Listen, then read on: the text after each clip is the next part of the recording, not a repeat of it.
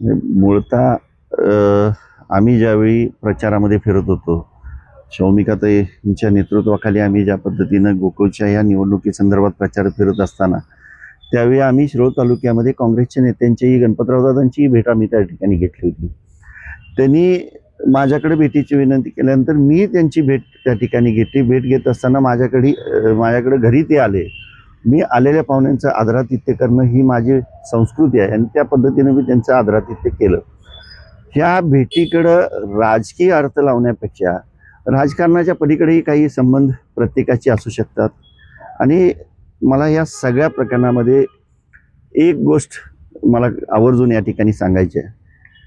दोघांच्या भांडणामध्ये जर तिसऱ्याचा कुणाचा तरी लाभ होत असेल तर ह्या गोष्टीचा मी एक कार्यकर्ता म्हणून विचार केला तर ह्याच्यामध्ये गैर काय आहे हा सुद्धा प्रश्न या ठिकाणी.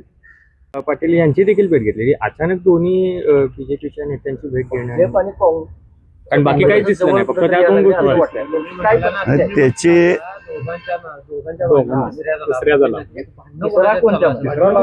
हे संबंध दूध उत्पादक शेतकरी आणि या कोल्हापूर जिल्ह्याला माहिती आहे. भांडणं कुणाची चालू आहेत आणि त्याचा लाभ कोण मिळवतोय. त्याच्यामुळं काही गोष्टीवरती मी उघड बोलण्यापेक्षा हेच लोकांनी समजून घेतलं पाहिजे.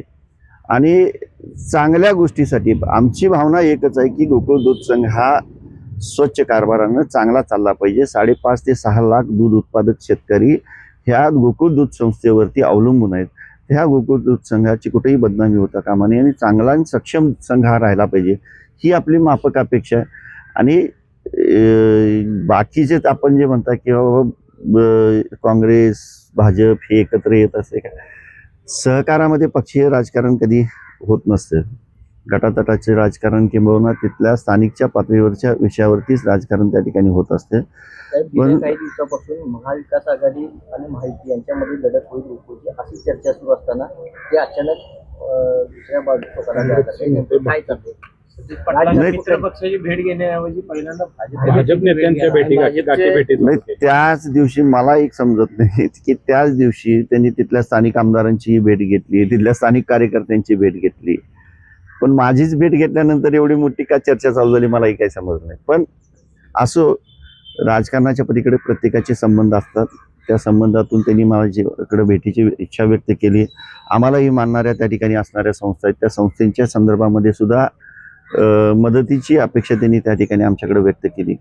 ह्याच्यामध्ये युती करावी, काय करावं, कोणी कशा पद्धतीनं जावं, ह्या सगळ्या गोष्टीमध्ये मी काय इतका मोठा नाही, मी एक छोटा कार्यकर्ता आहे.